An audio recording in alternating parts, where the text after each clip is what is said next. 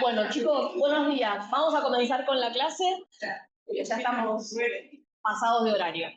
Disculpen la demora, pero bueno, son estas cosas, como hay que grabarlo al mismo tiempo. Bueno, acá les dejo el temario de la segunda parte y vamos a continuar con la regulación génica en los eucariontes y vamos, sobre todo, a desarrollar todos los controles post-transcripcionales de las células eucariontes. Antes de comenzar desarrollar este tema, lo que les voy a mostrar en esta diapositiva son como 5 o 6 premisas importantes que ustedes tienen que tener en cuenta referidas al control génico en eucariontes. En primer lugar, en los eucariontes tenemos 3 RNA polimerasas diferentes, la 1, la 2 y la 3. Nosotros nos vamos a centrar, cuando estemos hablando en esta clase, en la polimerasa 2, porque como yo les había mencionado en la clase anterior, nos dedicamos sobre todo a la regulación de la expresión de los RNA mensajeros, ¿sí? La RNA polimerasa 2 es la que sintetiza los RNA mensajeros. Recordamos que también en los eucariontes hay varios factores de transcripción generales, ¿se acuerdan? Eso lo vieron con la doctora Calabrese, cada uno de los cuales cumple una función particular para comenzar con la transcripción de un gen, ¿no? En el sitio de inicio. Algunos tienen, ¿se acuerdan? Acción de helicasa, bueno, diferentes funciones. Por otro lado, una diferencia muy importante con los procariontes es que en los eucariontes cada gen se regula de manera individual, ¿sí? ¿Se acuerdan que en los procariontes habíamos visto que todas las proteínas o enzimas que participaban de una misma vía metabólica estaban reguladas de manera coordinada en una misma estructura que la del operón? En este caso, los genes que participan en que codifican proteínas de una misma vía metabólica, incluso pueden estar en diferentes cromosomas. Por eso es que es individual. Y además participan muchas proteínas reguladoras, ¿sí? Acá no tenemos un activador y un represor, sino que hay un conjunto de proteínas activadoras y represoras. También es importante en los eucariontes, a diferencia de los procariontes, la presencia de un complejo mediador. ¿Se acuerdan esto? Que lo vieron con la doctora Calabrese. Igual después ahora vamos a mostrarlo en la diapositiva que sigue. Otra cosa a tener en cuenta es el empaquetamiento del DNA como cromatina, que el estado de la cromatina es fundamental para que pueda o no suceder la transcripción. Acuérdense que la cromatina transcripcionalmente activa es la eucromatina, ¿no? La cromatina más laxa, más abierta. Y por otro lado, como yo les mencioné recién, en general hay muchas señales, o sea, cuando hablamos de muchas señales que convergen en un promotor, quiere decir que hay muchos factores diferentes, ¿sí? Activadores y represores de la transcripción que van a converger en determinado momento en un promotor, de manera tal, sería como este esquema que está acá, que después lo vamos a ver más en detalle, que la maquinaria de transcripción lo que va a tener que hacer de algún modo es integrar todas esas señales para producir una respuesta que será comenzar o no con el inicio de la transcripción. Entonces, bueno, vamos a repasar cómo es la región. Esto seguro que también lo vieron con la doctora Calabrese, pero es importante tenerlo bien en cuenta. ¿Cómo es la región de control de un gen eucariota? Acá está representada la región de control. Tenemos esta porción es lo que representa el gen, ¿no? Lo codificado, digamos, en ese gen, o sea, la porción codificante. Y el resto son todas secuencias reguladoras, ¿sí? Tenemos el promotor,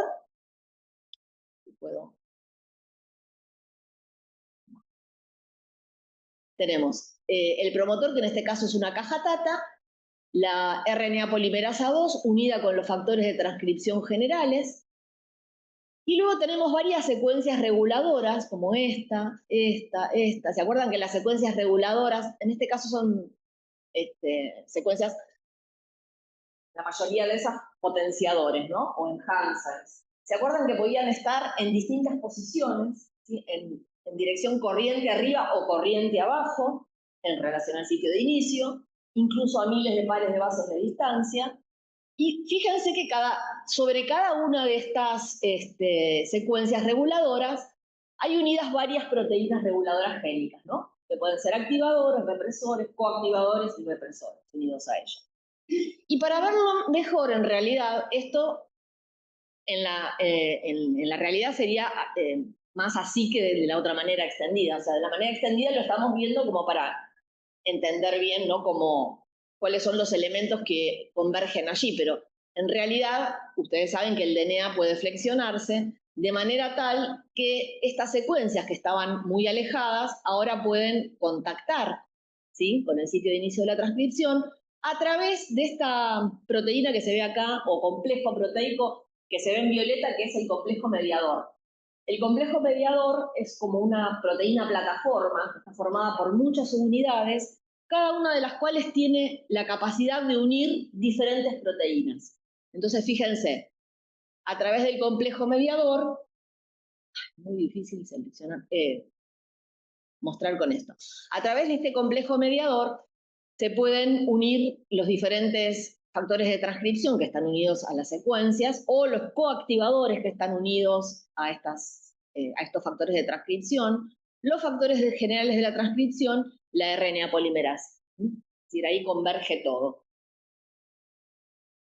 Una cosa que tienen que tener en cuenta es que siempre el mediador, o sea, esa proteína grande que les mostré recién, y los factores generales de la transcripción, que eran los TF2, ¿sí? 2 porque son factores generales de la polimerasa 2, A, B, C, bueno, D, F. Todos esos son los mismos, ¿sí?, para todos los genes que transcribe la RNA polimerasa 2. Lo que es diferente para cada gen es los tipos de secuencias reguladoras, ¿sí?, las proteínas reguladoras, y las posiciones de sus secuencias con relación al promotor. ¿Se entiende esto que estoy diciendo? ¿Sí o no? Es importante. Bueno, pero además de todo esto que mencionamos recién, habíamos mencionado en la primera diapositiva que tenemos el DNA en forma de cromatina asociada a histonas, ¿sí?, y que el estado de la cromatina es fundamental para que ocurra o no la transcripción. Entonces, además, asociado a este complejo mediador, se encuentran los complejos remodeladores de la cromatina, ¿sí?, es decir, tienen capacidad de unirse a este sitio, los complejos remodeladores de cromatina y las enzimas modificadoras de histonas. ¿Sí? Si las enzimas modificadoras de histona, que son atraídas a ese complejo determinado que se forma de acuerdo a los factores de transcripción presentes, son enzimas que proveen marcas como, no sé, acetilación. ¿Cómo será el estado de la cromatina? ¿Cómo estará? ¿Cómo? Más laxo. Entonces, bueno, eso favorecerá la transcripción. Si las enzimas modificadoras de histonas que son atraídas a ese sitio son enzimas que ponen marcas que promueven la cromatina compacta o la heterocromatina, se verá desfavorecida la transcripción. ¿Se entiende esto? Bien. Entonces, vamos a ver ahora de qué manera las proteínas activadoras de los genes eucariontes activan la transcripción. Lo hacen por dos mecanismos, o sea, ya más o menos estuvimos hablando de eso, pero para tenerlo bien firme, un mecanismo que llamamos mecanismo directo. El mecanismo directo, ¿qué quiere decir? Que esos factores de transcripción activadores tienen la capacidad de atraer, ubicar y modificar a los factores generales de la transcripción, al complejo mediador y a la RNA polimerasa 2, que son los elementos indispensables para que pueda comenzar la transcripción. ¿Está bien? Y también hay un mecanismo indirecto que tiene que ver con atraer, es decir, esos factores de transcripción pueden reclutar, atraer complejos remodeladores de la cromatina y enzimas modificadoras de histona. Obviamente, en este caso, si son factores de transcripción activadores, van a atraer a enzimas modificadoras de histonas que promuevan un estado abierto de la cromatina o eucromatina, ¿no? ¿Se entiende esto? Esto es básico. Si yo les pregunto cómo actúan los factores de transcripción activadores eucariontes, esta sería la respuesta. Bien, entonces ya que hablamos de las modificaciones en la estructura de la cromatina, ¿no?, por parte de los activadores, ¿A qué nos referimos con esas modificaciones? Bueno, y esto es un repaso de algo que seguramente también ya vieron con la doctora Calabrese. Por un lado, hay remodelación de nucleosomas. O sea, cuando tiene que cambiar la estructura de la cromatina, las primeras proteínas que tienen que acudir a ese sitio son los complejos remodeladores de la cromatina. ¿Se acuerdan que esos complejos tienen actividad ATPasa y que lo que hacen, es, mediante la energía que se libera por la hidrólisis de ATP, es promover el deslizamiento de los nucleosomas? Es decir, el DNA que está enrollado alrededor del nucleosoma se desliza, ¿no? De esa manera se va abriendo transitoriamente en ese sitio la cromatina, ¿sí? Y eso es importante para que puedan acudir las enzimas modificadoras de histonas u otras proteínas. Otra cosa que puede suceder, bueno, una vez que actúan los complejos remodeladores, es eliminación y sustitución de histonas, ¿sí? Lo voy a marcar acá porque si no va a ser imposible. No sé si... No, ya no puedo. La eliminación y la sustitución de histonas. Para que pueda ocurrir la eliminación de determinadas histonas y que puedan ser sustituidas por otras variantes, por ejemplo, tienen que participar proteínas especiales que se llaman chaperonas de histonas. ¿Se acuerdan de eso? ¿Lo vieron? Bien. Bueno, y finalmente, la modificación de histonas, que está mediada por proteínas modificadoras de las histonas, ¿no? Histonas metilasas, acetilasas, desacetilasas, enzimas quinasas, que introducen residuos de ubiquitina. Bien. Este sería como un ejemplo de un mecanismo que se propone para ver cómo ocurre la hiperacetilación en las histonas, de las histonas en el control de la transcripción. Y esto está, digamos, está ejemplificado con una proteína activadora de levadura, pero el mecanismo para otros eucariotes superiores es similar, ¿sí? En este caso, la proteína activadora es esta que se ve acá, que tiene un dominio de unión al DNA y un dominio de unión a coactivadores. Esto lo habíamos visto en la clase pasada, ¿no? ¿Cuáles eran los dos dominios fundamentales de los factores de transcripción activadores? Este es el nombre particular de la proteína activadora o del factor de transcripción, pero no interesa en este caso particular, sino que lo que nos interesa es el mecanismo. Entonces, esta proteína, este factor de transcripción activador, se une a su secuencia reguladora a través del dominio de unión al DNA, y a través del dominio de unión a coactivadores se une un complejo de proteínas coactivadoras, o sea, que le van a ayudar a activar la transcripción. Dentro de esos coactivadores se encuentra una proteína que tiene actividad de histona acetilasa, o sea, que tiene la capacidad de acetilar las histonas, las colas de las histonas, ¿no? Los residuos de lisina siempre se produce la acetilación. Entonces, cuando se acetilan las lisinas, ¿qué sucede? ¿Por qué? Por el ácido. Bueno, las lisinas son aminoácidos que tienen carga positiva. Cuando se hace, bueno, y esas cargas positivas le permiten interaccionar con interacciones electrostáticas con las cargas negativas del DNA. Cuando esas lisinas son acetiladas, esa carga positiva se pierde. Entonces pierden la capacidad de interactuar con el DNA en interacciones electrostáticas y la cromatina se vuelve más laxa. ¿Entienden el concepto? Obviamente lo contrario ocurre cuando se produce la desacetilación. ¿Sí? En este caso, entonces, se produce lo contrario, es decir, se favorece la formación de heterocromatina o de cromatina compacta, el factor de transcripción acá será un factor represor. También es un factor de la levadura, pero me interesa el nombre. También tiene un dominio de unión al DNA y un dominio de unión a correpresores en este caso, ¿sí? Entonces, a través del dominio de unión a DNA se une a su secuencia reguladora específica y a través del dominio de correpresión se une a proteínas correpresoras. Una de esas proteínas correpresoras tiene actividad de histona desacetilasa. Acuérdense que la acetilación es una modificación covalente que es reversible. ¿Por qué? Porque hay otra enzima que es una desacetilasa que puede a quitar ese grupo acetilo.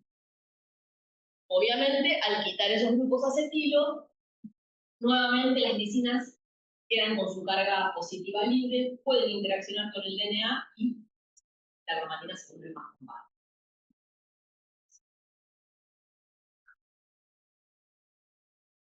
Otra de las modificaciones de las histonas, que también es muy importante para el control de la transcripción, es la metilación, ¿no? La reacción de metilación. Con respecto a la metilación, no es tan categórico como la acetilación, que por lo general se promueve heterocromatina. Fíjense acá, hay marcas específicas de las histonas, características de la cromatina activa o eucromatina, ¿no? Y acetilación es característico de cromatina activa. Pero también, fíjense, metilación puede estar en la cromatina activa o en la heterocromatina, ¿no? Es inactiva desde el punto de vista funcional. ¿Por qué? Eso depende en qué sitio ocurra. En este caso, fíjense, en el caso de la eucromatina tenemos K es un residuo de lisina, ¿no? Es la letra con la que se nombra la lisina. Y 4 es la posición. Entonces, si la lisina 4 está trimetilada, esa es una marca de eucromatina. Pero si la lisina 9 o la lisina 27 están trimetiladas, esas son marcas importantes de heterocromatina. Entonces, fíjense en este caso, tenemos, la cromatina que está abierta en un principio. Cuando actúa una histona metiltransferasa, específicamente introduce grupos metilos en la histona H3, ¿sí? Fíjense que esta enzima se llama histona H3K9 metiltransferasa. H3 es histona 3. K9 es lisina en posición 9. Entonces, ¿qué hace esa enzima? Introduce grupos metilos a nivel de la lisina 9 en la histona H3. ¿Bien? Puede introducir 3 grupos metilos. Entonces, a medida que se van metilando, hay proteínas específicas, como esta que ven acá, HP1, que se llama proteína 1 de la heterocromatina, que se reconoce esos residuos metilados en esa posición y se unen y oligomeriza, ¿sí? Formando una estructura bien cerrada como esa que se ve ahí, favoreciendo la heterocromatización. A su vez, esa proteína HP1 recluta más enzima histona metiltransferasa, reforzando entonces la represión, ¿no? Reforzando la heterocromatización y la represión génica.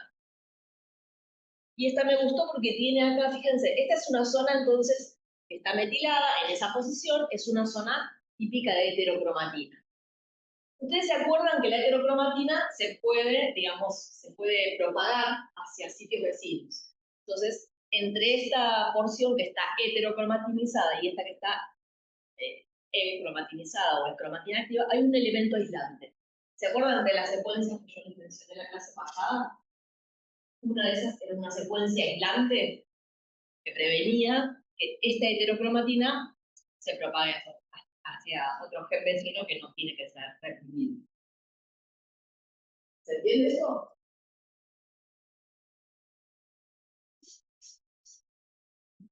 Bueno. Antes habíamos visto cómo actúan.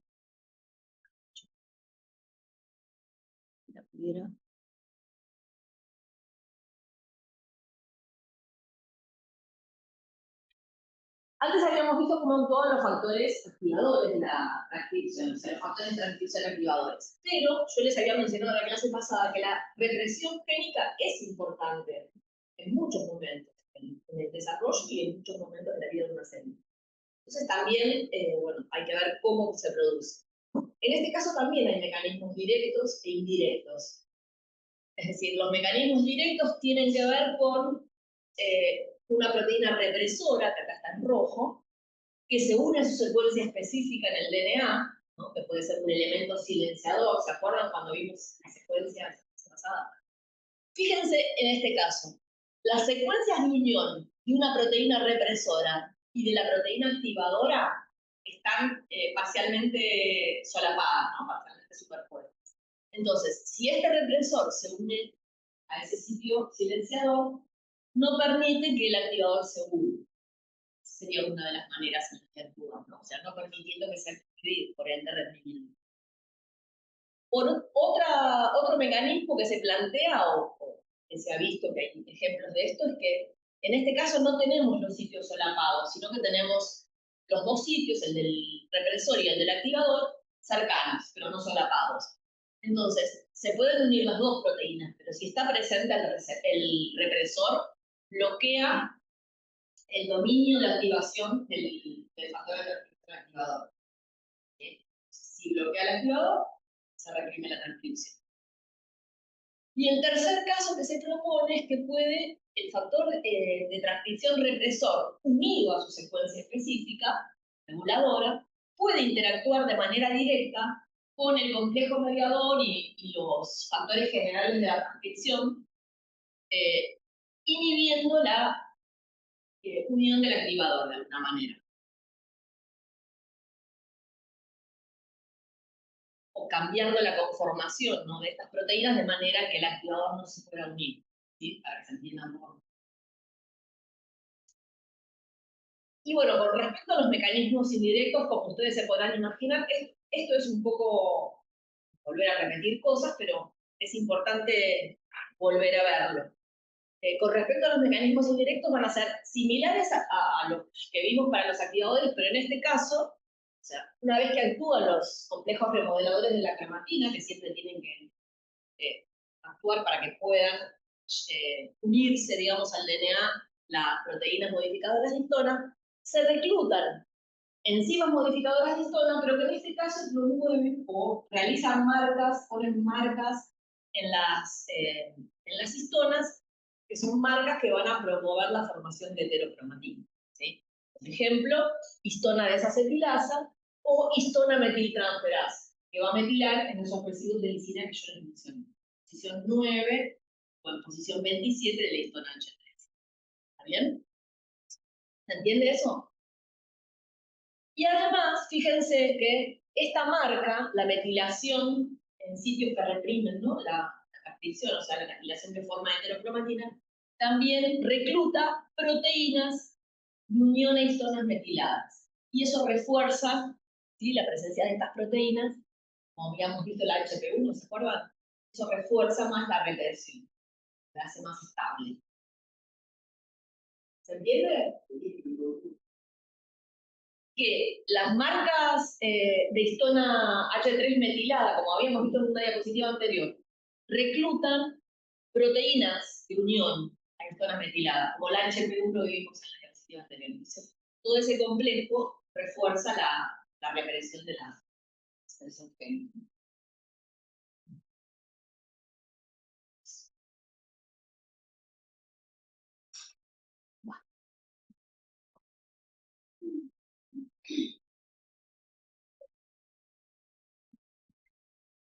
Bien. Bueno, obviamente en este caso la cromatina va a estar compacta. Bueno, esto es una cosa que por ahí ya algo mencioné, pero la primera diapositiva, yo les había dicho, ¿se acuerdan que los procariontes en general, cada operón está regulado por una o dos proteínas? Unas pocas proteínas, digamos. Pero nosotros no vimos todos los operones que existen. En cambio, los eucariontes, por lo general, cada gen está regulado por un conjunto variable de proteínas. Un gran conjunto de proteínas.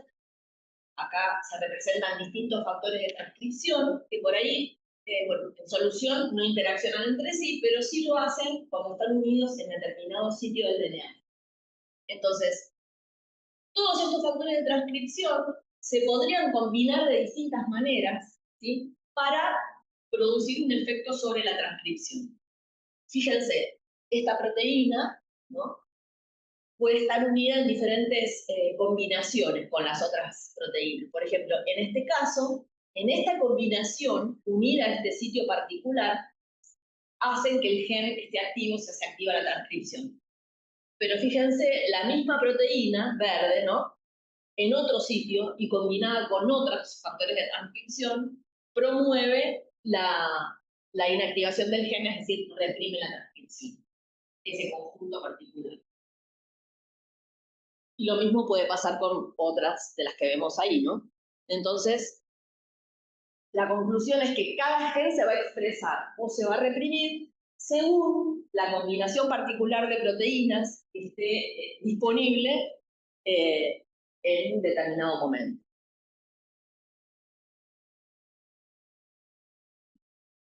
¿Se entiende este concepto?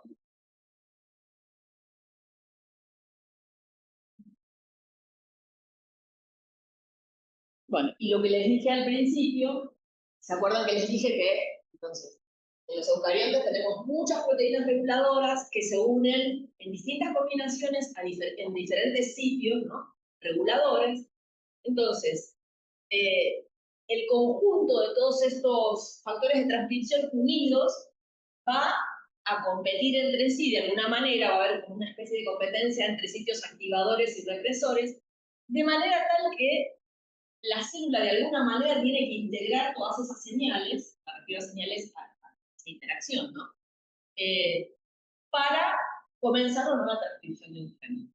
No se sabe bien cómo se produce esa integración, ¿no? Lo cierto es que eso debe suceder porque, de acuerdo a esa combinación particular de proteínas unidas en determinados sitios, se inicia la transcripción o no se inicia.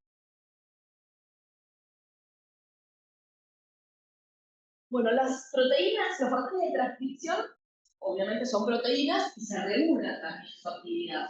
¿Sí? Todos los mecanismos que regulan la actividad de una proteína son lo que se llaman mecanismos post-traduccionales, ¿no? La regulación post-traduccional. Y vieron que, en general, en la clase de proteínas seguramente ustedes habrán visto, por ejemplo, la fosforilación, es uno de los más comunes.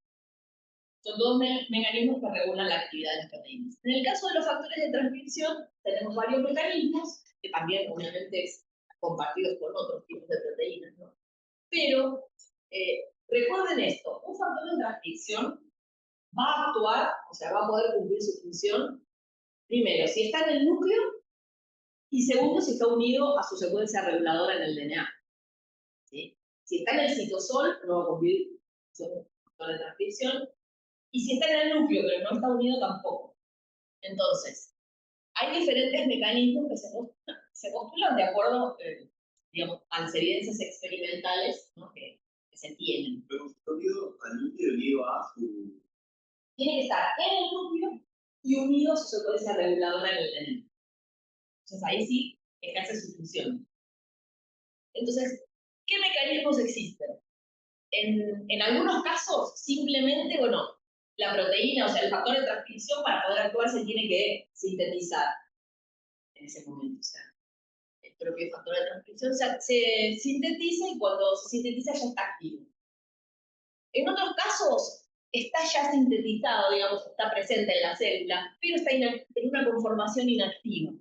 Y para poder activarse necesita unirse a un ligando. Algo parecido a lo que pasaba en los procariotes, ¿se acuerdan? Muchas proteínas reguladoras se activaban o se inactivaban por unión a un ligando. Cambia la conformación, se activa. Otra de las modificaciones que pueden activar un factor de transcripción es una modificación covalente. Yo les mencioné recién, la más común es la fosforilación. Como es válido la fosforilación para cambiar la actividad de cualquier otra proteína, también lo es para los factores de transcripción. Otra de los mecanismos es adición de una segunda subunidad. Es decir, se sintetiza, pero requiere una segunda subunidad que seguramente se va a unir a la primera subunidad en el momento que se requiera ese factor activo. Esa unión seguramente estará regulada en la célula.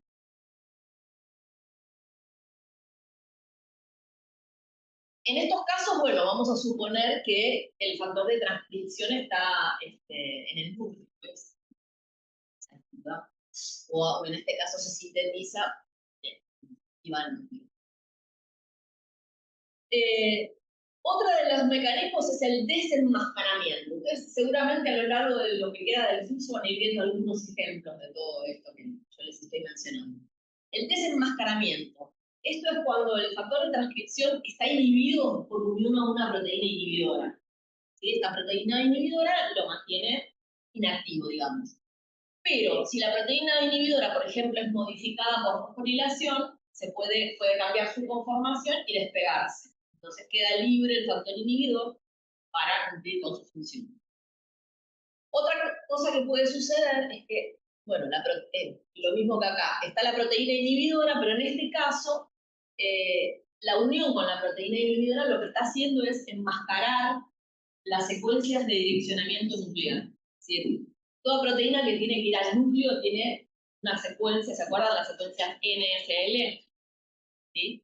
Secuencias de direccionamiento al núcleo. Entonces, si esta secuencia está enmascarada, el factor de transcripción está en el citosol. Si la proteína inhibidora es removida, por ejemplo, puede pasar esto, ¿no? Se puede ir por fosforilación, pero también se puede marcar por ubiquitinación y degradación en los proteosomas. Entonces queda libre el factor de transcripción, expone las secuencias e ingresa al núcleo. Y otro tipo de activación que también existe en algunos casos es cuando el factor de transcripción se sintetiza como un precursor de mayor peso molecular, que es una proteína transmembrana, ¿no? Entonces, una proteasa en un determinado momento puede cortar el dominio citoplasmático y es el dominio citoplasmático el que actúa como factor de transcripción, ¿no? Puede migrar al núcleo y unirse al DNA.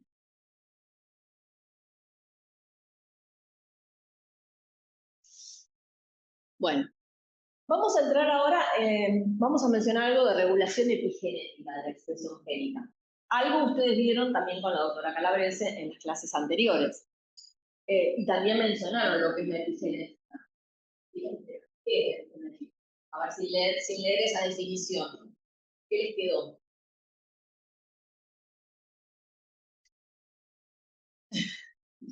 Es difícil, ¿no? Dar esta definición sin leer.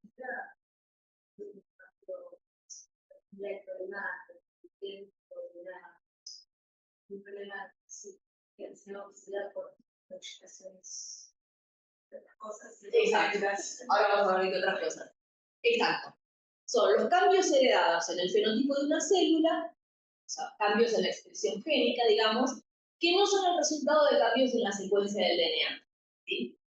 Y dentro de esas modificaciones epigenéticas podemos mencionar las modificaciones post-traduccionales en las histonas. Eso lo vieron bastante con detalle con la doctora Calabrese y algo vieron hoy en esta clase, porque obviamente estas modificaciones cambian la estructura de la cromatina y eso repercute directamente sobre la posibilidad de iniciar o no la transcripción. Otro de los mecanismos clásicos epigenéticos es el patrón de metilación del DNA. Eso lo vamos a ver ahora a continuación. No sé si ustedes sabían que no solo las histonas u otras proteínas se pueden metilar, sino que el DNA también se puede metilar. Estos dos serían como los dos mecanismos clásicos o canónicos, pero hoy en día hay otros mecanismos que están considerados dentro de la regulación epigenética. Nosotros vamos a mencionar uno más y otro si quieren, que también lo vamos a tratar en la clase, por eso se los menciono, que son los microRNAs. ¿MicroRNAs? ¿Alguna vez escucharon hablar de microRNAs? ¿En otra clase? Lo mencionó, claro. Ella les presentó los distintos tipos de RNA y seguramente los mencionó. Hoy al final de la clase vamos a ver qué son, cómo actúan, cómo se producen. Y estas siglas significan RNA largos no codificantes. También vamos a ver un ejemplo.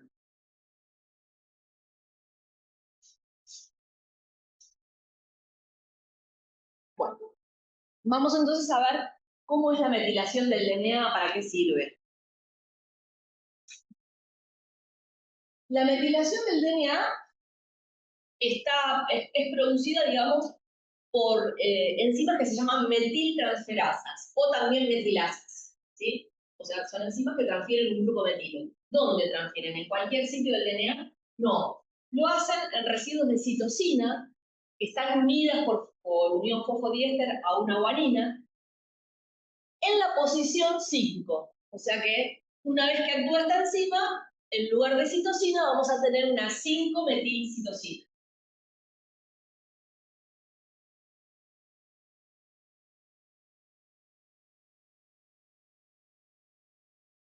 Y esa marca, esa metilación, además, puede ser heredada por las células hijas cuando una célula se divide, ¿no? Y replica, obviamente, su DNA. ¿Cómo se produce esta herencia del patrón de metilación? En este caso, la metiltransferasa particular que actúa, porque hay distintos tipos de metiltransferasa, se llama metiltransferasa de mantenimiento o metilasa dirigida por grupos metilo. Entonces, yo les había dicho que estas enzimas metiltransferasas introducen un grupo metilo en el carbono 5 de una citosina que está unida por unión fosfodiéster a una guanina. Obviamente, esta citosina guanina va a estar apareada en la hebra complementaria con guanina-citosina. Y fíjense que tenemos esta citosina metilada y esta también. Están en hebras, en la otra hebra, digamos. Mientras que acá, fíjense, tienen un par citosina guanina, unida por fosfodiéster, no metilada, por lo tanto, esta tampoco está metilada. Entonces, este patrón se mantiene cuando la célula se divide, y obviamente el DNA se replica, gracias a estas enzimas que reconocen estas citosinas que estaban previamente metiladas. Entonces, esto es una molécula de DNA, cuando se duplica, antes de que la célula ingrese a la mitosis, ¿qué me la comida? Cuando se duplica, bueno, ustedes saben que las hebras se separan y cada hebra madre funciona como molde. Entonces, vamos a tener al final de la replicación dos moléculas de DNA que tienen cada una de ellas una hebra molde y una hebra recién sintetizada, ¿no? Que está más clarita. ¿Se ve? Entonces, fíjense, esta es la hebra madre que estaba acá metilada, en esta posición. Esta hebra hija recién sintetizada todavía no está metilada. Pero estas metiltransferasas de mantenimiento reconocen esta citosina que está apareada con una citosina previamente metilada, entonces introducen un grupo metilo acá. Pero no reconocen esta. ¿Por qué? Porque no estaba previamente metilada. Y lo mismo sucede en la otra hebra, ¿sí? Reconocen esta, entonces introducen un grupo metilo acá, pero no reconocen esta porque no estaba previamente metilada. ¿Se ve? Entonces lo que obtenemos son dos moléculas de DNA que son idénticas, pero además tienen el mismo patrón de metilación. De esa manera se pueden heredar cuando la célula se divide, ¿no? Estos patrones. Y bueno, ¿cuál es la importancia de la metilación del DNA? Que en general, la metilación del DNA se asocia con represión génica. O sea que además de las modificaciones típicas que llevan a la represión génica de las colas de las histonas, tenemos la metilación del DNA también, como proceso represivo. Entonces, acá se listan, digamos, de alguna manera, cuáles son todos los mecanismos o los mecanismos más importantes, por decirlo de alguna manera, que contribuyen a estabilizar la represión génica.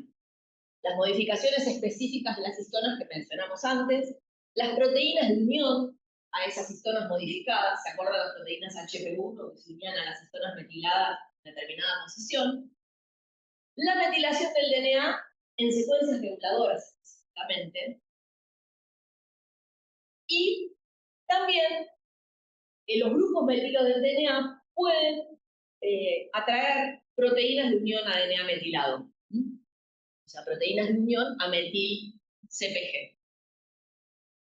Acuérdense que CpG es citosina, guanina unida por unión fosfodiéster. Entonces, todo esto, digamos, todo ese complejo de las histonas modificadas, dimetiladas, con las proteínas unidas, más el DNA metilado, con las proteínas de unión a DNA metilado, todo eso interfiere sobre el complejo de iniciación de la transcripción y reprime la transcripción. Entonces, acá está ejemplificado, fíjense cómo sería el mecanismo. En este caso sería cómo un gen se puede silenciar o se puede reprimir, ¿no? Tenemos en principio un complejo de proteínas de regulación génica que reprime. O sea, un factor de transcripción represor se une a su secuencia específica en el DNA. ¿Sí? Ese factor represor atrae proteínas correpresoras a través de su dominio de correpresión. Por ejemplo, enzimas modificadoras de histona o inhibitoras. ¿No? Inhibitoras porque son las que meten una marca específica. Por ejemplo, metilación. Entonces, introducen la marquita ahí. Esa marquita es leída por esta proteína verde, que es una proteína lectora de código, ¿no? Entonces, la proteína lectora de código asociada con la proteína escritora, que puede ser una metilasa, una histona metiltransferasa, vamos a decir, sigue metilando los nucleosomas vecinos. ¿Ven? ¿No? Se va propagando. Y a su vez, esta marca puede atraer metilasas del DNA. Pero en este caso, son metilasas de novo, o sea, no necesitan una marca previa. Pueden introducir un grupo metilo, ¿no? Obviamente siempre que tengan una citosina unida a guanina en el DNA. Entonces, van metilando el DNA y acá están las proteínas de DNA que yo les mencionaba, ¿no? Que también es como que van recubriendo toda esa estructura. ¿Se entiende? Y eso hace que se reprima la transcripción. Bueno. Hasta ahora todo esto que vimos de activación o represión, ¿no? Siempre que hablaba de represión o transcripción me refería a un gen, ¿no? Pero también existe represión de todo un cromosoma. Ustedes sabían que existe lo que se llama inactivación del cromosoma X en las hembras, ¿no? No digo en las mujeres porque es un mecanismo que se produce en los mamíferos en general. En general uno siempre habla de las mujeres, si interesa más lo que pasa en el humano, pero es de todos los mamíferos. La inactivación de todo el cromosoma, acuérdense que las mujeres tenemos dos cromosomas X, los cromosomas somáticos y los sexuales. Dentro de los sexuales, mujeres 2X, los varones tienen un X y un Y. Y los cromosomas X e Y son muy diferentes en cuanto a su tamaño. El Y es mucho más chiquito, el Y codifica más o menos 100 genes, mientras tiene 100 genes, mientras que el X tiene aproximadamente 1000. Entonces, se supone que ese mecanismo de inactivación del cromosoma X en las mujeres, en las hembras, se produce como un mecanismo de compensación de dosis. Tiene que haber como un balance génico, ¿no? Entre el producto génico de los cromosomas somáticos y el producto génico de los cromosomas sexuales. ¿Sí? O sea, nosotros tenemos más genes, pero bueno, se inactivan. ¿Cuándo se inactiva ese cromosoma X? En las etapas bien tempranas del desarrollo embrionario. ¿Sí? A principio del desarrollo embrionario, nosotros tenemos primero una célula de un embrión temprano femenino, ¿no? Fíjense que tiene cromosomas en rojo y en verde ahí. Cada uno representa un cromosoma X. El rojo representa el X de origen paterno y el verde el X de origen materno, ¿no? Se produce la fecundación, bueno, la mitad del material genético viene del padre y la mitad de la madre. Entonces, al azar se puede inactivar el X materno o el X paterno. Eso es al azar. Piensen que al principio del desarrollo hay unas pocas células, entonces en algunas se inactivará el X paterno, como en este caso, y en otras se inactivará el X materno. Entonces, cada vez que estas células se dividan, se mantiene, digamos, el patrón de inactivación del cromosoma X. ¿Sí? Entonces, digamos, una mujer o una hembra va a ser como una especie de mosaico que va a tener algunas de sus células donde esté inactivado el cromosoma X materno y en otras el cromosoma X paterno. ¿Se entiende? Si bien uno habla de inactivación del cromosoma, se cree que un 10% de sus genes, de sus 1000 genes que tiene el cromosoma X, que se inactiva, más o menos unos 100 genes escapan a la inactivación, que es más o menos la cantidad de genes que tiene el Y. No se sabe muy bien tampoco cómo es que escapan, pero...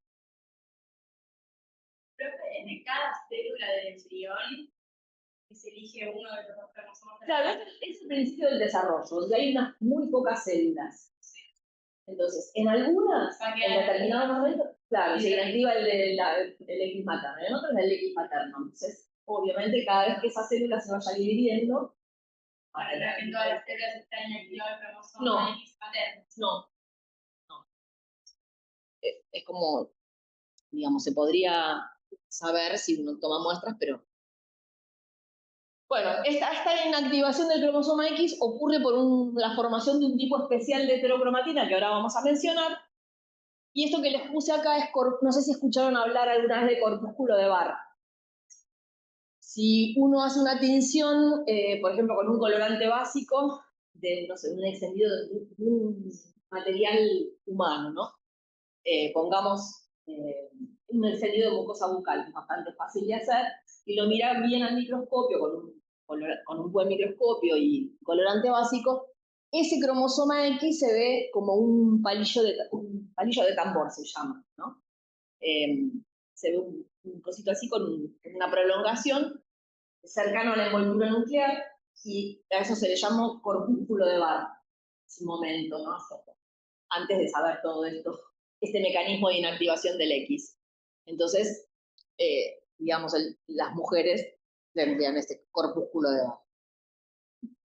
Bueno, ¿cómo se produce la inactivación del cromosoma X? Acá la molécula estrella, digamos, para que se produzca la inactivación de todo un cromosoma, es un RNA largo no codificante. ¿Se acuerdan que yo les mostré en la diapositiva donde vimos los mecanismos epigenéticos? Este es un RNA largo no codificante particular que se llama cis-RNA y que se sintetiza, está codificado y se sintetiza a partir de este sitio, de esta secuencia del cromosoma X que se va a inactivar, que se llama centro de inactivación de X.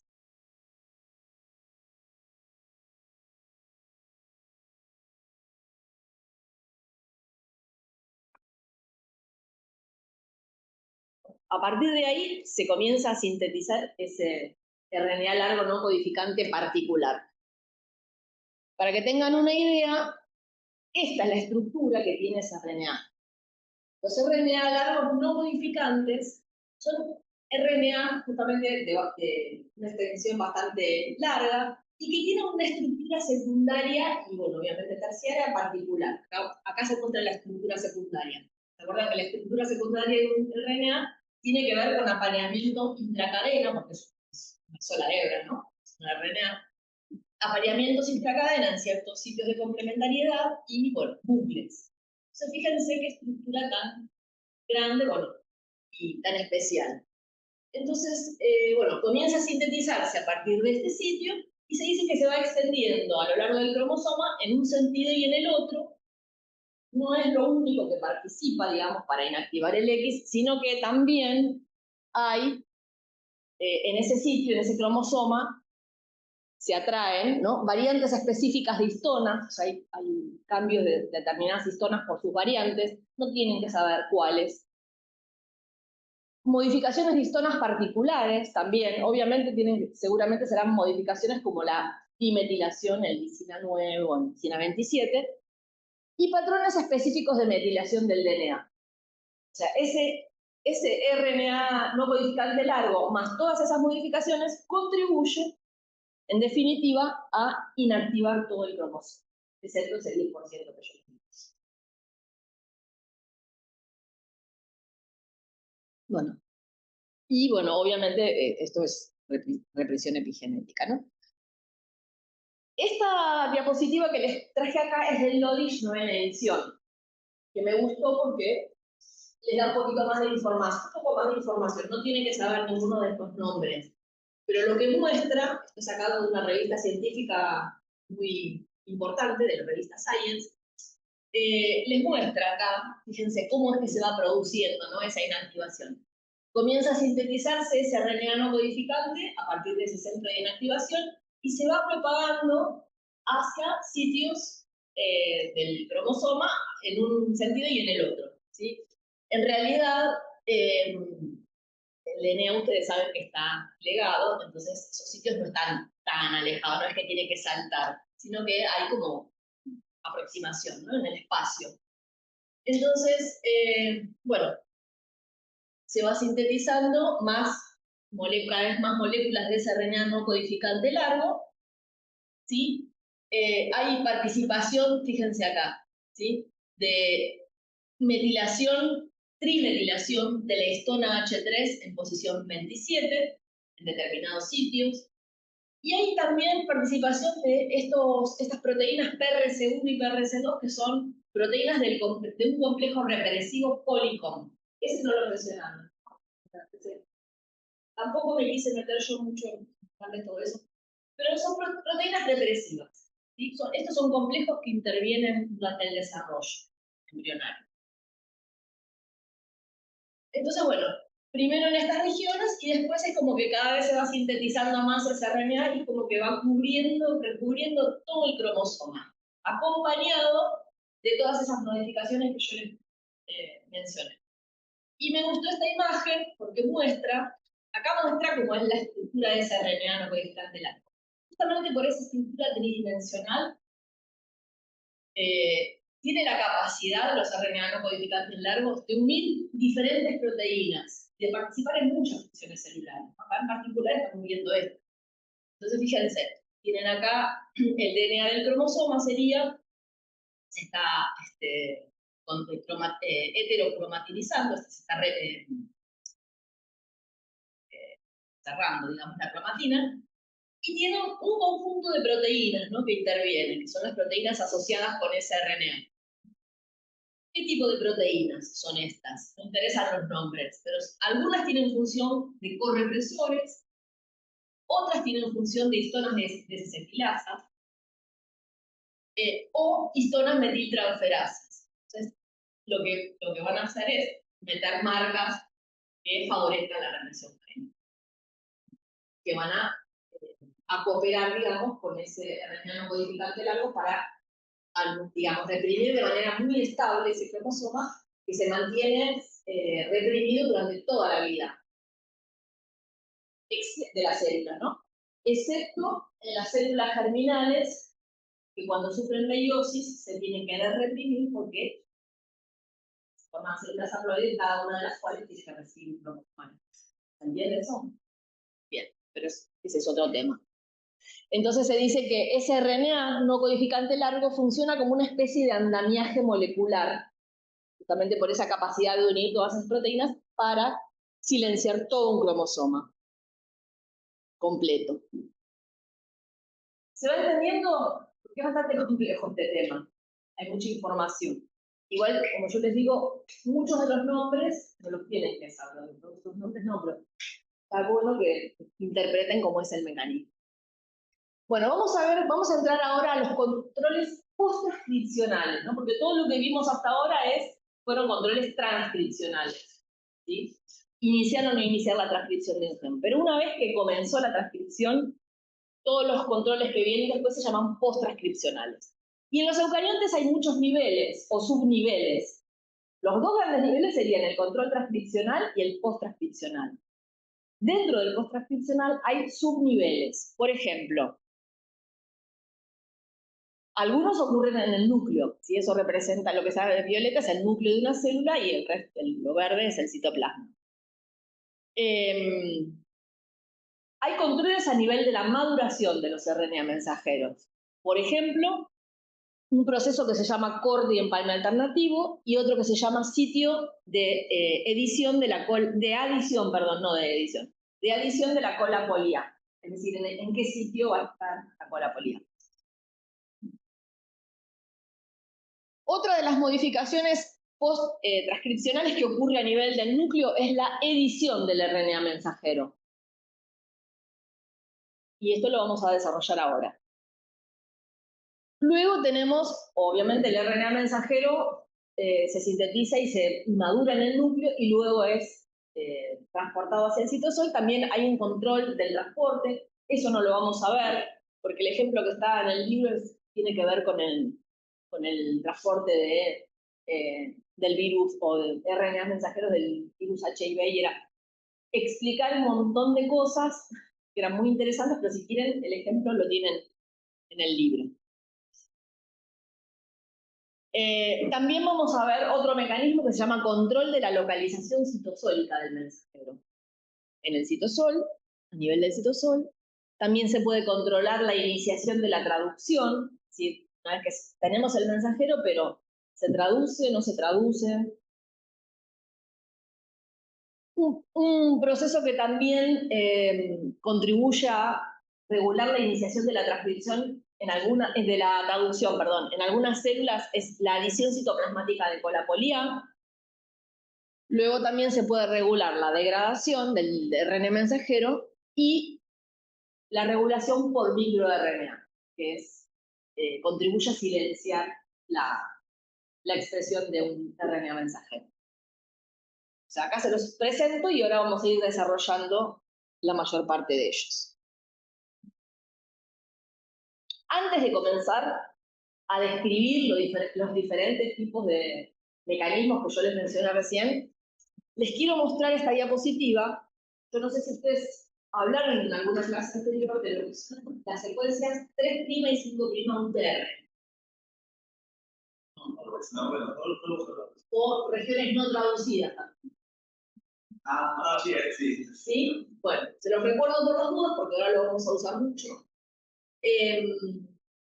Esto representa un RNA mensajero maduro. ¿Por qué? Porque acá vemos el capuchón en 5' y la cola polia. Esto que se ve en azul oscuro sería la secuencia codificante de ese mensajero, o sea, lo que codifica específicamente la proteína, ¿no?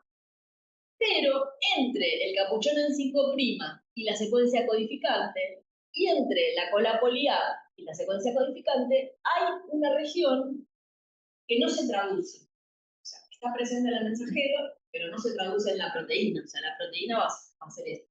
¿Bien? Esas secuencias se llaman 5' UTR y 3' UTR. ¿Y yo por qué se las menciono acá? Porque son secuencias que están implicadas fuertemente en los mecanismos post-transcripcionales de la regulación génica. Cuando yo les diga se une la secuencia 3' UTR, en general la más involucrada o la que más voy a mencionar es la 3' UTR, pero las dos son. ¿Por qué están implicadas en la regulación de la transcripción génica? Porque son secuencias que tienen la capacidad de unir diferentes proteínas reguladoras, ¿no? Que pueden influir en los distintos mecanismos que vamos a ver.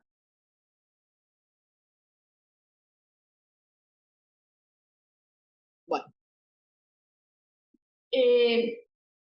El principal mecanismo para regular la maduración de un RNA mensajero, si yo digo regular la maduración, o sea, los RNA mensajeros todos maduran por adición del capuchón en 5' y la cola polia en 3'. Pero si yo digo que se puede regular ese mecanismo, quiere decir que se puede hacer de una manera o de otra. ¿Bien? No siempre se hace de la misma manera.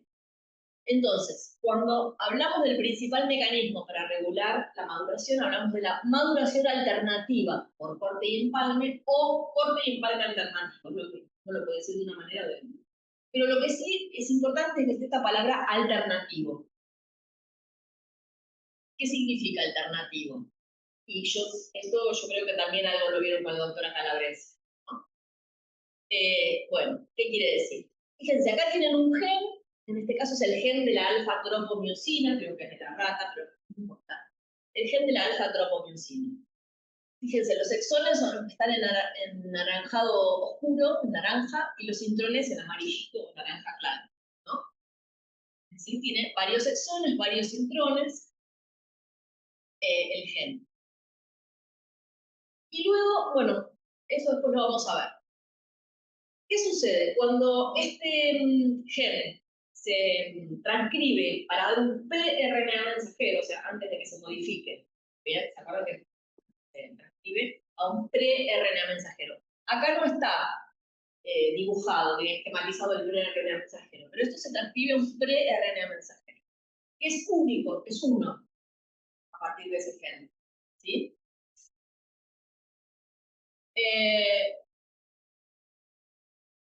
Porque además es simultánea, ¿no? La transcripción y la maduración. Pero bueno, tengamos la idea que si fuera previo, es un pre-RNA mensajero. Pero La maduración se puede hacer de diferentes maneras para este mismo gen. Por ejemplo, fíjense, esto que se muestran acá son diferentes RNA maduros de la alfa-tropomiosina, ¿no? El gen que codifica para la alfa-tropomiosina. Y la diferencia, bueno, es que cada uno de ellos se produce en un tipo celular diferente. Entonces, es distinto cómo se procesa este gen en el músculo estriado, que en el músculo liso, que en un fibroblasto o en el cerebro. ¿Por qué es distinto? Porque fíjense, en este caso tenemos acá, este exón acá no se incluye. ¿Está bien? Esto así significa, esto está unido, ¿no? Pero hacer esto para, digamos, el esquema tiene esto para ver que se saltearon un exón. O algo que en esa célula no funciona como exones, pero en otras sí puede funcionar. Lo mismo acá, lo mismo acá. Fíjense que es diferente el patrón de maduración en cada una de ellas. Y otra cosa que también contribuye a la regulación de la maduración es la poliadeninación alternativa. Yo se lo doy en la misma figura porque acá justamente está ejemplificado. ¿Qué quiere decir? En el sitio donde se va a colocar la cola poli-A, sí puede haber sitios de poliadeninación diferentes, o sea, distintas alternativas para un mismo gen. Entonces, donde están estas flechitas rojas, significa que ese es un sitio donde puede haber adición de la cola poli-A. Y obviamente, si la cola poli-A se coloca acá, la proteína va a ser más larga. O sea, el mensajero maduro va a ser más largo, por ende la proteína también. ¿Sí? Y si se coloca acá, que es más cortito. Entonces, eso lo pueden ver acá. En el RNA mensajero del músculo estriado, para la alfa-tropomiosina, tenemos una cola poli-A a este nivel. O sea que la proteína que va a surgir de acá es mucho más corta.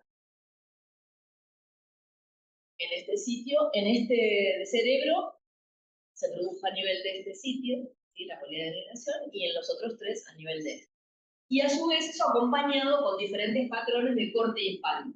Es decir, en algunos tejidos, algunos exones funcionan como intrones y a la inversa. ¿Se entiende esa idea? Entonces, cada uno de esos RNA mensajeros diferentes, ¿sí? Acuérdense que era un único pre-RNA mensajero, pero los mensajeros que se obtienen son diferentes, codifican una serie de proteínas que forman parte de una familia. Entonces hablamos de la familia de las de la alfa-tropomiosina, las alfa-tropomiosinas. Y cada una de estas proteínas codificadas por esos mensajeros se dice que son entre sí isoformas de la alfa-tropomiosina. Bueno, aproximadamente un 75% de los RNA mensajeros eucariontes se procesan de manera alternativa. O sea que es un mecanismo muy común y muy importante. ¿Por qué les parece que es importante que ocurra esta regulación? ¿Qué ventaja le ven a que se haga de distintas maneras y no siempre de la misma manera? Fíjense que esas proteínas, si bien van a ser distintas, secuencia obviamente, tienen bastante homología de secuencia, entonces son parecidas, digamos. Pero cada una de ellas va a tener distintas propiedades. Seguro que es un único PRN, varios proteínas. Exacto. Muy claro, a partir de un mismo gen tenemos claro, tenemos varias proteínas diferentes con diferentes propiedades. Entonces eso amplía muchísimo la capacidad codificante del genoma. O sea, se ahorra espacio porque es un mismo gen, pero tenemos diferentes resultados, digamos. Entonces, esa sería la ventaja, ¿no? De que ocurra de manera, esa regulación alternativa. ¿Por qué puede ocurrir de una manera o de otra? Bueno, en general, según el tipo ocurre, o según el tipo celular, o en respuesta a un estímulo, eso lo vamos a ver en la próxima diapositiva, ¿no? De una manera o de otra. Pero, además, ese corte y empalme está regulado por proteínas represoras y no se confundan con los factores de represión y activación, porque acá no están cumpliendo actividades de factores de transcripción, pero tenemos proteínas represoras y activadoras del corte y empalme, que a su vez se unen a secuencias silenciadoras del corte y empalme o los activadores a secuencias potenciadoras del corte y empalme. O sea, el concepto es parecido a los factores de transcripción uniéndose a sus secuencias para regular la transcripción, pero acá es otra función celular. Acá estamos hablando del corte y empalme. Entonces, estas proteínas represoras, cuando se unen a esas secuencias silenciadoras, ¿sí?, lo que hacen es inhibir la formación del empalmosoma en este sitio. Por ejemplo, si esto es, lo amarillo representa un intrón, ¿no? Inhiben el corte y empalme, por lo tanto, el mensajero tiene incluido ese intrón, el mensajero maduro. ¿Está bien? Al revés, los activadores del corte y empalme son proteínas que se unen a secuencias potenciadoras, se llaman así, potenciadoras del corte y empalme. Entonces lo que hacen es reclutar a la maquinaria del corte y empalme, al empalmosoma, o sea, favorecen que se forme el empalmosoma. Todo el mecanismo lo vieron seguramente con la doctora Calabrese, para que en este sitio sí se corte ese intrón y se empalme el exosoma. ¿Está bien? ¿Se entiende eso? Entonces, puede que en algunos tipos celulares se encuentren justamente las proteínas activadoras y represoras que van a favorecer o no la inclusión de un exón o la omisión del exón. ¿Se entiende la idea? Después ya madura cuando vean bien, pero no es difícil de interpretar. Es para que le encuentren una explicación lógica, ¿no? Que en una célula o en otra se hagan de distinta manera. Entonces, bueno, la conclusión, ¿cuál sería? La inclusión de un exón en algunos tipos celulares o la omisión de ese exón en otros tipos celulares es el resultado de la influencia combinada de varios represores y potenciadores del corte y empalme. Esas proteínas que yo recién les mencioné. Bueno, y esto simplemente es lo que les mencioné antes, ¿no? En general esta regulación es específica del tipo celular o también puede variar según señales, ¿no?, del desarrollo, señales ambientales. Y la función más importante, digamos, la función ambiental es que permite expandir el número de proteínas codificadas por el genoma. Si hay más o menos 25.000 genes codificados en proteínas, hay muchísimas más de 5.000 proteínas, no sé cuántas, codificadas en ese genoma. Y una cosa interesante también, para que lo tengan en cuenta, y creo que uno de los temas que van a tener que dar algunos de los grupos que van a presentar en la última clase, tiene que ver con anomalías en el corte y empalme.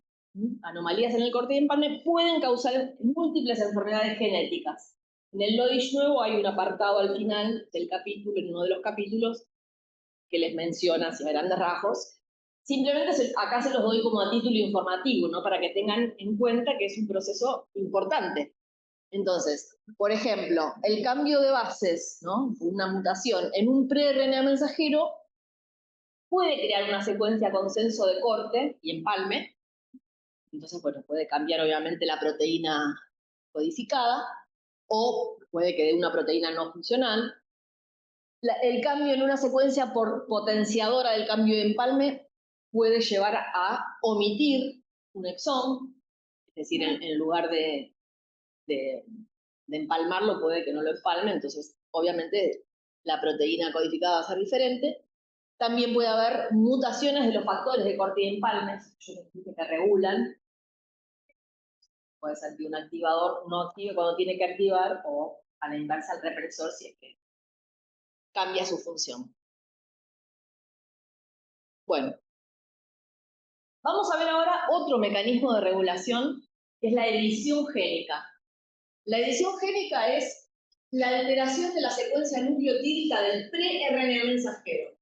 Entonces, lo más común que uno puede pensar cuando hay una alteración de la secuencia es una mutación en el DNA. En este caso no es mutación, sino que es una alteración que está hecha a propósito, por decirlo de alguna manera, e inducida por enzimas específicas de la célula.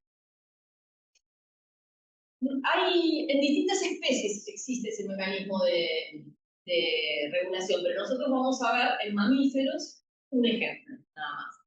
Y acá, de nuevo, no se tiene que saber el ejemplo específico que yo les doy, sino que tienen que saber en qué consiste el mecanismo. Si yo les digo edición del RNA, tienen que saber que es una alteración de la secuencia de nucleótidos del pre-RNA mensajero. ¿Y cuál podría ser la consecuencia? Ahora yo les menciono un ejemplo.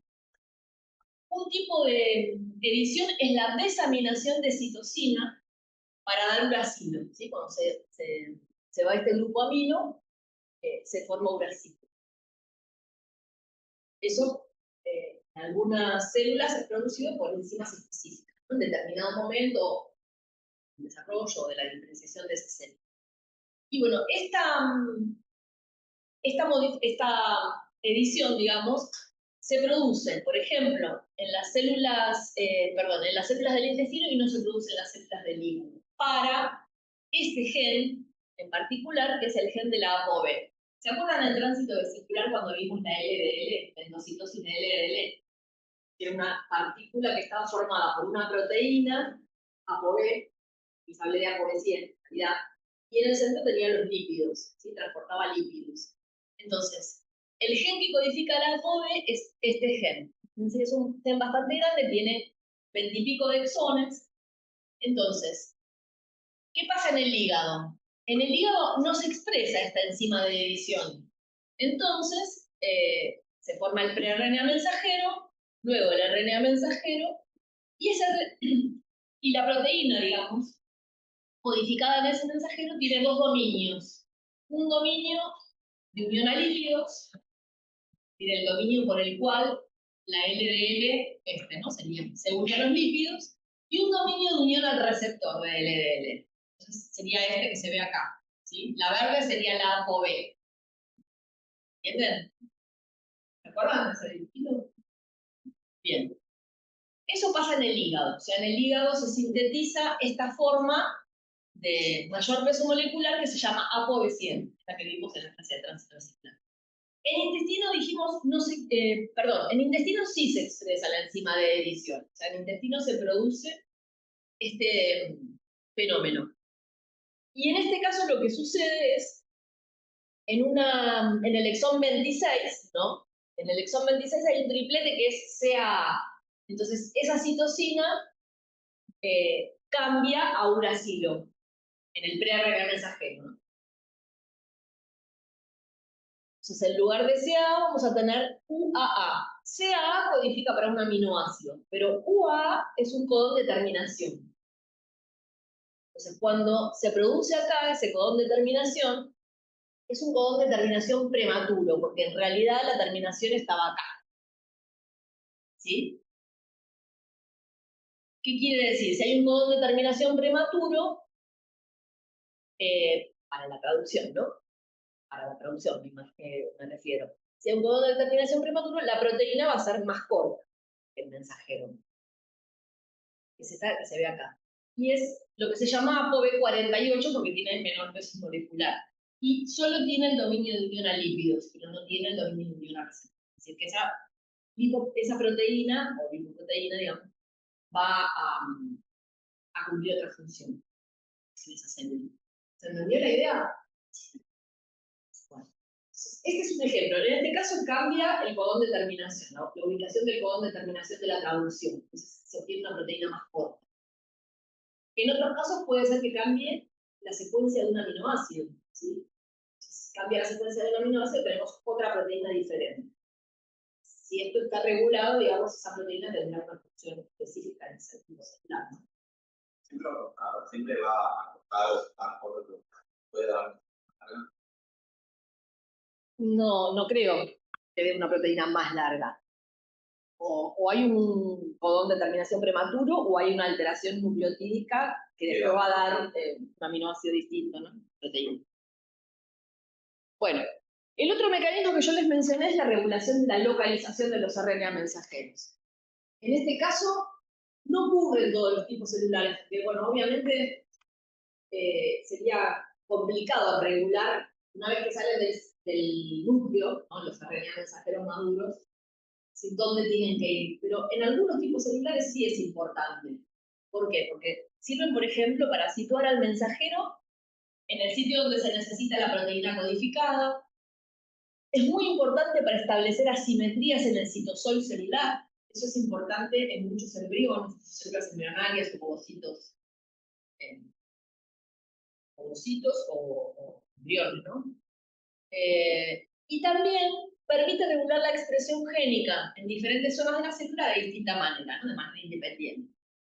Entonces, ¿qué se postula, digamos, qué mecanismos se postulan para que se pueda producir esa localización dirigida? Bueno, transporte dirigido por el citoesqueleto, ¿sí? O sea, salen los RNA mensajeros, son transportados hacia un sitio específico donde son atrapados puede ser por otros componentes del citoesqueleto o por ricos proteicos, por lo que sea. Otro mecanismo que se postula es que pueden difundir y ser atrapados, o que hay una degradación generalizada con protección local por atrapamiento. O sea, son mecanismos propuestos, seguramente debe haber evidencias experimentales que apoyan esas diferentes tres posibilidades. Bueno, ¿qué necesita un RNA mensajero para ser localizado en determinado sitio? Necesita tener señales, ¿no? Como siempre, como pasaba con las proteínas, señales específicas o código de dirección o de direccionamiento, que generalmente son secuencias que están en el extremo 3' UTR. Y otra vez ahí mencionamos el 3' UTR. Bueno, y estos son ejemplos, ¿no? de células donde es importante, o organismos donde es importante la localización de los mensajeros. Esta es una levadura que está gemando, ¿no? O se está dividiendo por el proceso de gemación. Acá ven que hay acumulación de un determinado RNA mensajero, que debe ser importante para determinar, por ejemplo, generalmente determinan una posición espacial, ¿no? En el embrión, o en la célula, en este caso es una célula que se está dividiendo. En el embrión de la mosca drosófila, eso está muy estudiado, y hay determinados RNA mensajeros que en determinado momento del desarrollo se tienen que situar en un sitio o en otro, entonces determinan el polo posterior o el polo anterior de la mosca. En los ovocitos de rana que son muy grandes y también es importante para determinar posición, ¿no? El polo vegetal. Y después en otras células, son más comunes, como fibroblastos, neuronas o oligodendrocitos, también es importante. En el fibroblasto, que es una célula que tiene capacidad de migrar, se tienen que formar estructuras, lo que se llama el borde director de la célula, ¿no? Migra adelante, que son lamelipodios, y ahí se tiene que concentrar la actina. Hay mucha remodelación del citoesqueleto de actina, eso lo van a ver en el citoesqueleto, entonces es importante también esa localización ahí del mensajero. En las neuronas también, bueno, que tienen prolongaciones largas y otro tipo de neuronas, también las dendritas o los axones. Y en los oligodendrocitos, que son los que fabrican la mielina, también el RNA mensajero que codifica para una proteína de la mielina, también se localiza en esas prolongaciones, en los axones, ¿no? De los oligodendrocitos. O sea, se produce durante el desarrollo en algunos organismos y también en células especializadas, no en todas las células. Ese sería el mensaje. Bueno, ahora vamos a ver un poco cómo se degradan los RNA mensajeros. Como toda biomolécula tiene un ciclo de vida, se sintetizan, funcionan y se degradan. Entonces, los mensajeros, la vía principal de degradación de los RNA mensajeros es la que se llama vía dependiente de la desadenilación. ¿Qué quiere decir? Desadenilación, que comienza la degradación por quitarle adenina de la cola poliar. Bien, acuérdense que las modificaciones en el extremo 5' y 3' protegen a los RNA de la degradación, ¿se acuerdan? Entonces, bueno, obviamente, de alguna manera hay que sacar eso para que se desestabilice.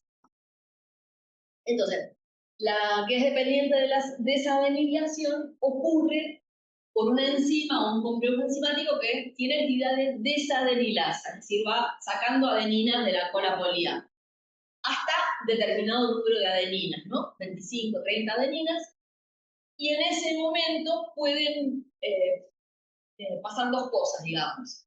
Puede haber una degradación desde el extremo 5' al 3' o una degradación del extremo 3' al 5'. para la degradación 5,3 tiene que haber una enzima eliminadora de casquete. Esto está sacado del Lodish 9ª edición. Tienen nombres estas proteínas específicos, pero no interesa. Lo que interesa es que sepan que es una enzima que saca el casquete. Una vez que sacó el casquete, queda disponible, digamos, la secuencia de ese RNA mensajero para que exonucleasas que actúan en dirección 5'3' vayan comiendo los nucleótidos para degradar al mensajero. ¿Sí? ¿Qué pasa con el otro sentido? La degradación 3'5' generalmente está mediada por exonucleasas, pero que trabajan en sentido 3'5', ¿no? En sentido inverso. ¿Se entiende eso? Sí. En general esas enzimas están dentro de unas estructuras que se llaman exosomas. Y alguien tuvo la mala idea de ponerle ese nombre, o cuerpos P también lo llaman en el libro. Bueno, ¿cómo son? Esto también es del Lodish 9ª edición. Me gustó porque hasta ahora en ningún libro aparecía como era. Hablaban de los cuerpos P o exosomas y decían que eran como conjuntos de proteínas y RNA que se encargaban de degradar los RNA, ¿no? Bueno, pero ahí se ve mejor cómo sería la estructura de estos exosomas que degradan RNA. Están formados por un conjunto de proteínas que forman como una especie de barril o túnel. Es algo parecido al proteasoma, ¿se acuerdan? Que degrada proteínas.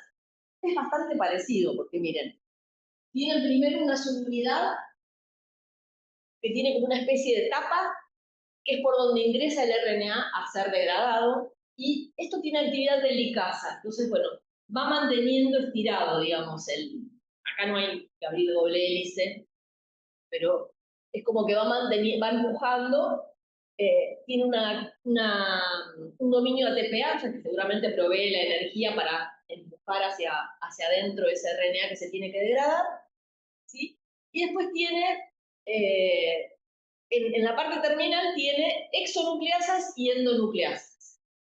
Entonces ahí es donde ocurre la verdadera degradación. Se dice que la degradación es de un nucleótido por vez, se dice degradación procesiva. En general, la mayor parte de los RNAs se degradan en esta estructura. Y acá les puse un recordatorio que tengan cuidado, no confundan. ¿Se acuerdan que en la clase de tránsito vesicular yo les hablé de los exosomas que eran vesículas que se liberaban a partir de los endosomas tardíos? Tienen una función particular y un origen que no tienen nada que ver con estos exosomas, ¿sí? Bueno, y la otra vía o las otras vías de degradación de los mensajeros menos comunes son la vía independiente de desadenilación. Si es independiente de la desadenilación, ocurre entonces primero por eliminación del casquete. Entonces hay una enzima eliminadora de casquete que es activada de alguna manera o estimulada por proteínas activadoras del decapping. Decapping es la palabra en inglés que quiere decir sacar el casquete, ¿no? Sacadora de casquete, no sé, eliminadora de casquete. Entonces se estimula esta enzima, quita el casquete y después actúa la exonucleasa 5'3'. Puede ser una exonucleasa libre, ¿no? Del citosol. Y la otra es la degradación mediada por endonucleasas. Cuando hablamos de endonucleasas, es una nucleasa que corta en el medio, en la mitad, no en el extremo del RNA. Es menos común, pero puede ser que corte. Entonces, bueno, obviamente tenemos dos extremos no protegidos. Uno que sería de acá 3' a 5', ese puede ser degradado en el exosoma por exonucleasas 3' a 5', ¿no? En ese sentido, o 5' a 3', que son exonucleasas que están libres en el citosoma. ¿Entienden? Me queda un montón para dar. Bueno, esto voy a ir rápido porque me interesa darles la parte del microRNA, que es lo último. Esto tiene que ver con la estabilidad de los mensajeros, ¿no? Los mensajeros procariontes tienen baja estabilidad o vida media corta porque las bacterias se acuerdan que tienen que cambiar su transcripción de acuerdo a las condiciones del medio. En los eucariontes es más variable. Hay algunos mensajeros que tienen vida media más corta, otros vida media más larga, y eso depende de las secuencias de los mensajeros, de las secuencias 3' UTR y de la eficiencia de su traducción. ¿Por qué de la eficiencia de la traducción? ¿Se acuerdan? Que en general tenemos, cuando se produce la traducción, hay como una especie de contacto, ¿no? Entre el extremo 5' y el 3' del mensajero. Acá tenemos dos factores de iniciación de la traducción que se unen, interaccionan con la cola polía. Entonces, cuanto más se traduzca este mensajero, menos se va a poder degradar, digamos. Menos oportunidad de degradarse va a tener a la inversa. ¿Por qué? Porque la desadenilasa, que es la que quita las adeninas de la cola polía, también contacta con el capuchón, ¿no? Entonces, es como que compiten entre sí estas reacciones. Bueno, eso que mencioné recién es lo que se llama traducción dependiente de la caperuza, ¿no? ¿Por qué? Porque hay un contacto entre la caperuza y los factores de iniciación de la traducción. Hay otro mecanismo que se llama traducción independiente de la caperuza o dependiente de IRES, que es esto que se ve acá. A ver, se los digo rápido, después ustedes si quieren mírenlo en el libro. Yo en todas las figuras les puse la referencia del libro del que saqué la figura, entonces ustedes pueden ir a la biblioteca a buscar el libro y a ver la explicación de la figura, ¿no? Si tienen alguna duda, me pueden preguntar a mí también, pero digo, pueden ver el libro. En este caso, tenemos lo que se llama traducción dependiente de IRES. IRES es una secuencia del propio RNA mensajero que toma una disposición particular y puede contactar con el factor de inicio de la traducción. Entonces, no se necesita la caperuza. ¿En qué ocasiones sucede esto? Por ejemplo, cuando un virus, algunos virus, es una estrategia que tienen algunos virus que infectan a las células, y esa es para traducir sus propios RNA, porque tienen mensajeros con estructuras IRES, digamos, y bloquear de esa manera la traducción de los RNA de la célula hospedadora, que sus proteínas, la mayor parte, se sintetizan o se traducen mediante la interacción con la caperuza. Y también puede suceder esto durante la apoptosis, ¿no? Eso es porque el factor de iniciación 4G, ese marroncito que se ve ahí, se cliva en un sitio, entonces pierde su interacción con la caperuza y puede interaccionar con esas secuencias IRES que están presentes en algunas de los mensajeros que codifican proteínas específicas de la apoptosis, que es un tipo de muerte celular. Bueno, se los digo así rápido. Bueno, este mecanismo, también así rápido, adición citoplasmática de la cola polia, es un mecanismo de control que permite iniciar la traducción de los RNA mensajeros en determinado momento. Y es importante, no en todas las células, este mecanismo, sino en los ovocitos, por ejemplo. ¿Por qué? Los ovocitos, que van a ser fecundados, necesitan acumular mucha cantidad de RNA mensajeros, se dice en preparación para la fecundación, porque después en determinado momento van a necesitar rápidamente producir las proteínas codificadas en esos mensajeros para poder progresar a través del ciclo celular. ¿Está bien? Bueno, ¿y cómo se logra esto? Mecanismos medio.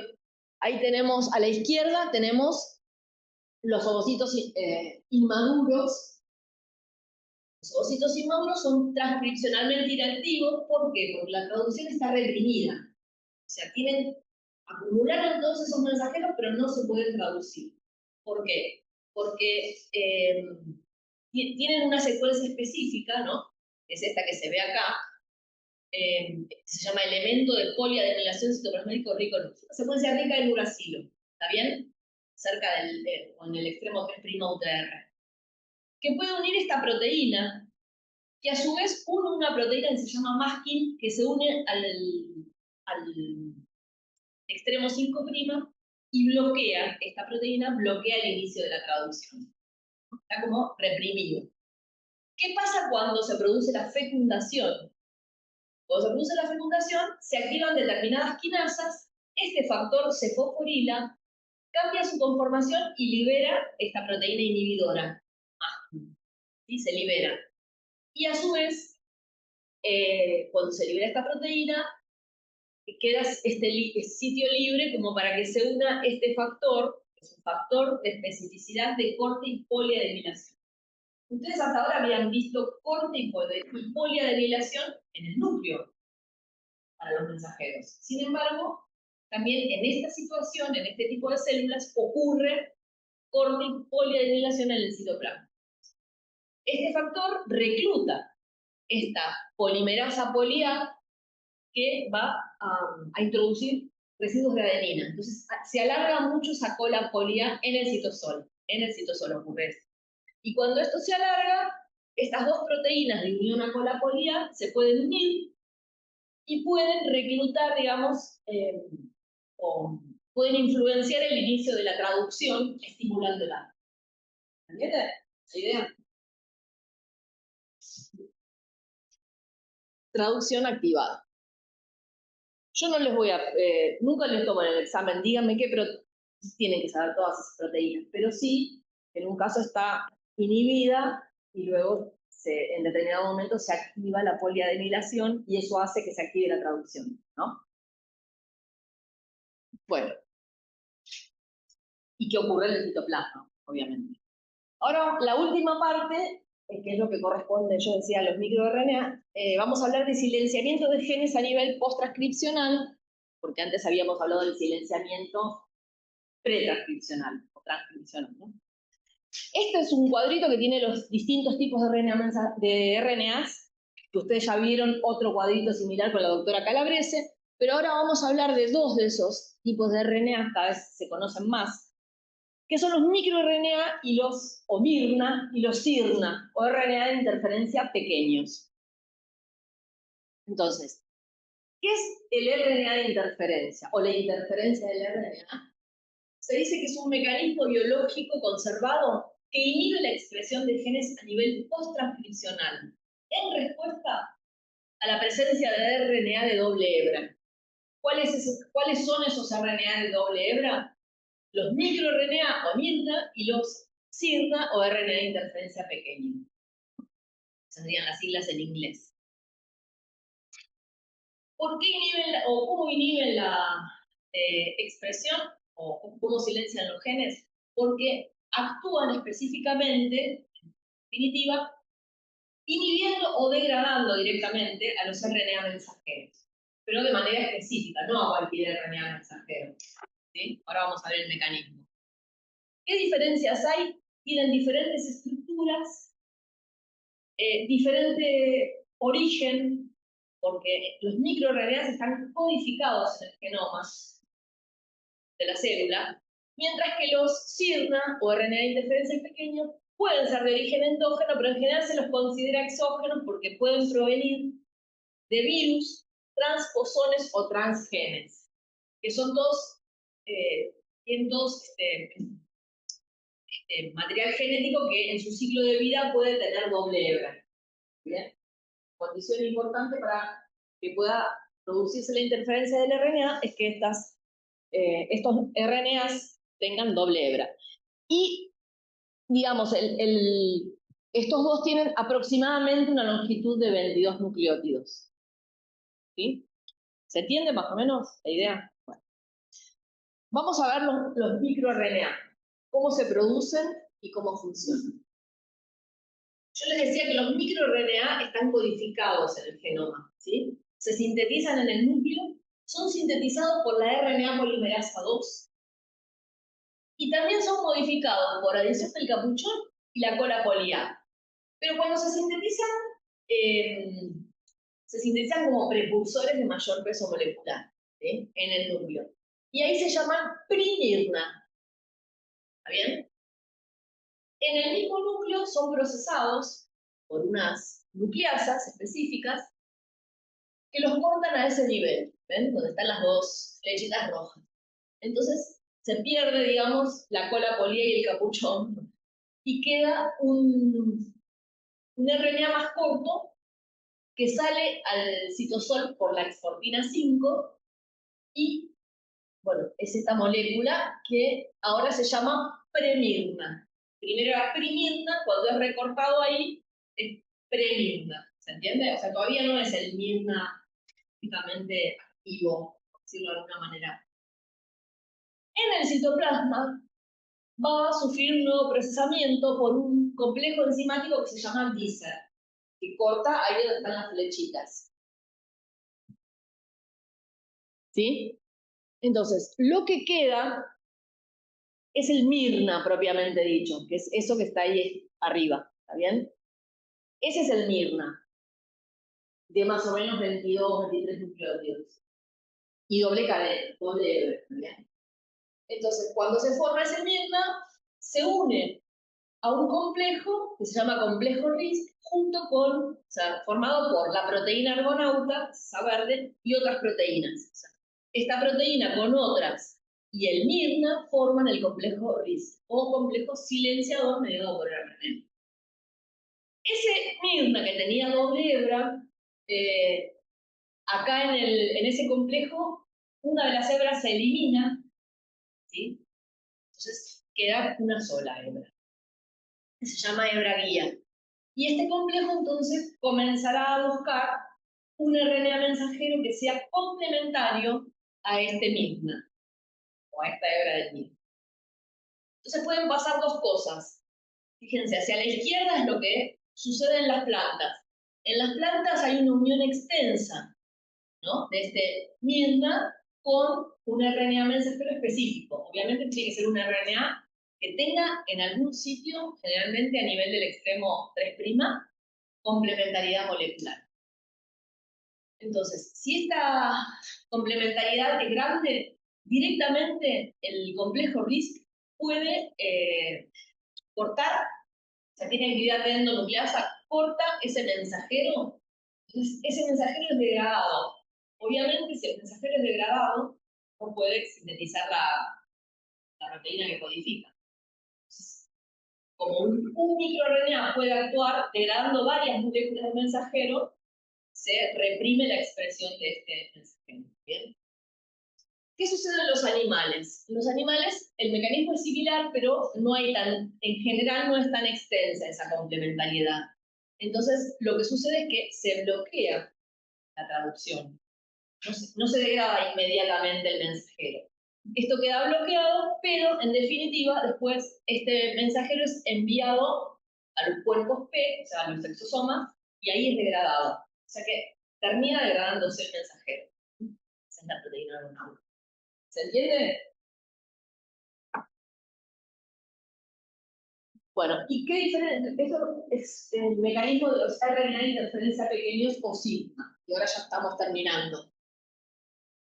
Como yo les decía, los sigma tienen un origen distinto, no es que están codificados en el genoma como o son sintetizados por una enzima como la polimerasa, sino que se forman en el ciclo de vida de un virus, de transposones o de transgenes.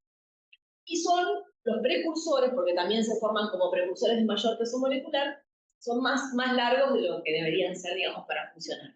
Pero esas moléculas precursoras pueden ser cortadas de alguna manera, procesadas por el mismo complejo Dicer que procesa al mirna, ¿está bien? Están en la célula. Entonces se obtienen moléculas más cortas que son los sigma, o sea, los RNA de interferencias pequeños. Una vez que se formaron, lo que hacen, el mecanismo es muy similar. Se unen a la proteína argonauta, una de las dos hebras se separa, se elimina, y a partir de ahí sigue lo mismo que vimos antes. En este caso, el apareamiento es perfecto. ¿Por qué? ¿Cuáles van a ser los mensajeros que se apareen con estos sigma? Van a ser esos precursores, ¿sí? Son RNA de virus, de transposones, que son elementos móviles del genoma, Entonces, el apareamiento va a ser perfecto, por lo tanto, se van a degradar esos mensajeros del virus o del elemento transfamiliar. Entonces, se cree que ese es un mecanismo que surgió en la evolución justamente como una protección frente a la infección de los virus o al efecto de los transposores, que son elementos móviles que pueden variar su posición en el genoma y causar algunos problemas. Bueno, y además hay otro mecanismo adicional en los Sigma, que no está en los Mirna, que es que se pueden unir a otro complejo de proteínas, ¿sí? Que se llama RITS, además de poder unirse al RITS, que es un complejo silenciador inducido por RNA. Cuando se une a este complejo RITS, migra al núcleo, ¿no? El Mirna con ese complejo, migra al núcleo y se puede unir por complementaridad molecular a un mensajero, pero que se esté transcribiendo en ese momento. ¿Ya? Lo que hacen acá es abortar la transcripción. Y además tienen la capacidad de reclutar enzimas metilasas de histona, metilasas del DNA, y de esa manera contribuyen a reprimir la transcripción. O sea que no solo bloquean la transcripción, obviamente este mensajero después se degrada, sino que también bloquean a nivel del gen. Reprimen.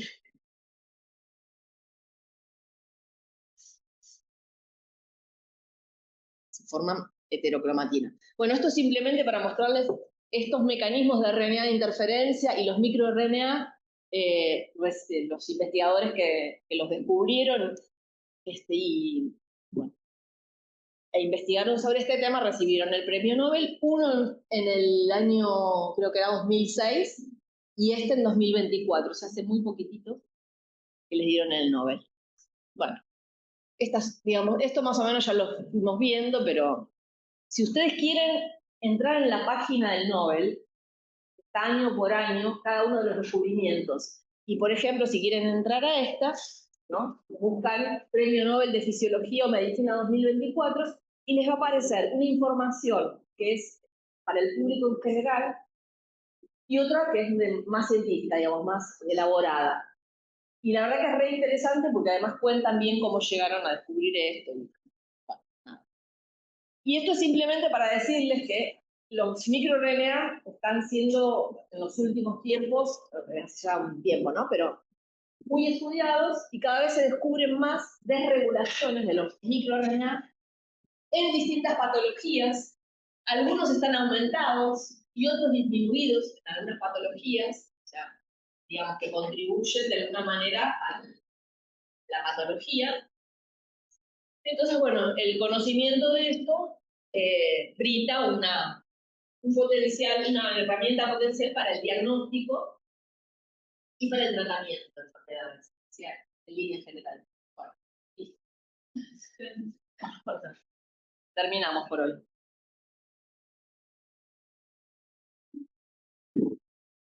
Cualquier cosa me consulta, pueden estar por mail, venir a la cátedra. Yo generalmente entre las 8:30 y 4:30 estoy, pero bueno, vengo de 9 antes de